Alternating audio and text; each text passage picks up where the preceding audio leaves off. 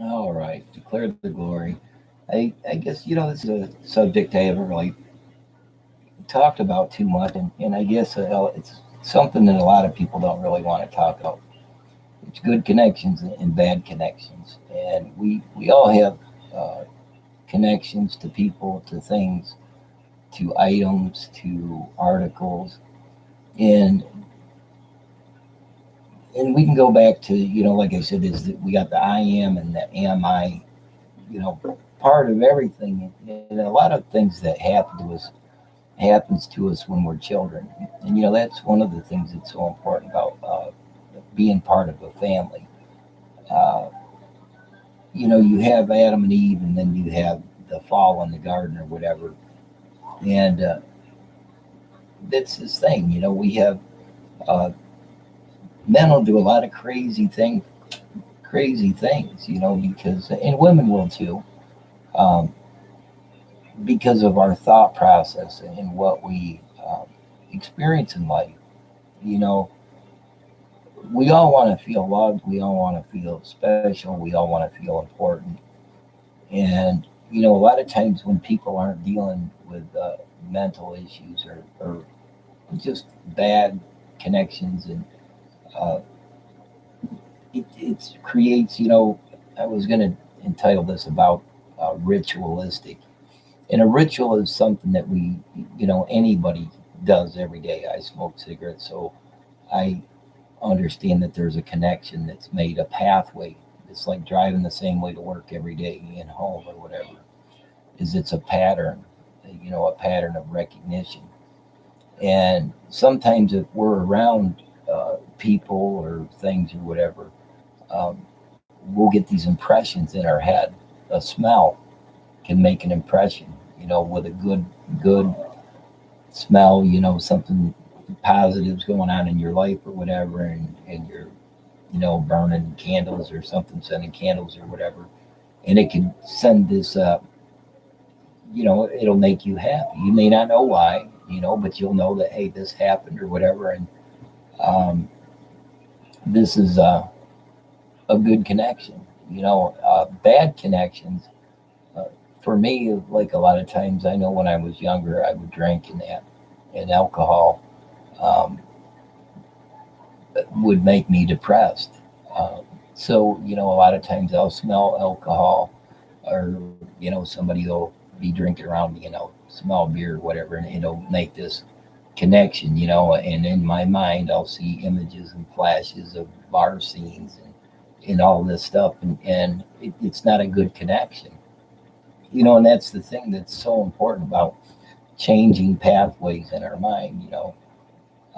I know one thing that my wife's mom always used to say, was that bad association spoils useful habits. And a habit is something that you can have a good habit, like making your bed every day, could be a good habit. And as you can see, I generally sleep on top of the covers, really.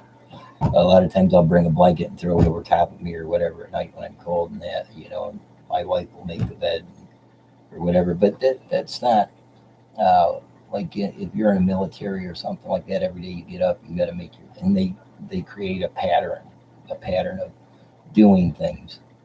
And a lot of times when children don't have stability, they don't have a routine or whatever, then what happens is that they don't develop they get this disorganization and this disconnect.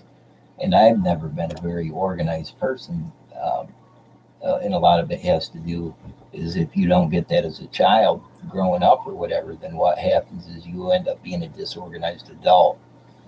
And not only that, I enjoy doing so many things. I like to learn about so many things. And when you're like, it can be a useful thing to be able to multitask and kind of spread out and kind of bring things together, whatever. But it can also be a not useful thing in life. So part of what we should always be trying to do, and this is the thing, is when we come to Jesus and we start saying, okay, we look at the Satanistic part of it, and that, in my mind, is when you look at Satan as the deceiver, the lies. Uh, he sets traps for us to fall into. We've got choices that we make every day. We're faced with a new set of choices. Our past choices are behind us. And we can look back, like, um, for instance, when Jesus seen that, and he says, "Get behind me, Satan." A lot of the ways that the Jewish people or the Israeli people that fought back then is the past is behind you. You can turn around and you can look at the past and you can look at the mistakes that you made in your past, and you can analyze them and say, "Hey, okay, I made this choice and I had these factors that played into it.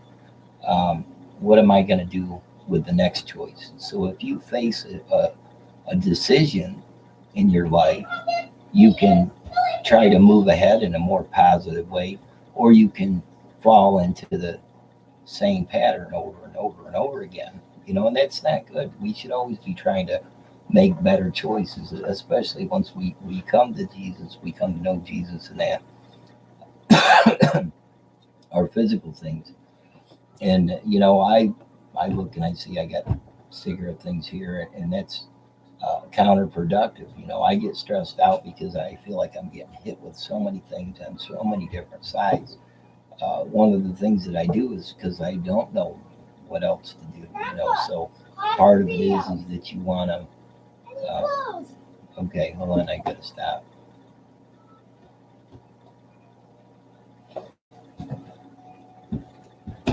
Will that change water? All right. Why do it still on?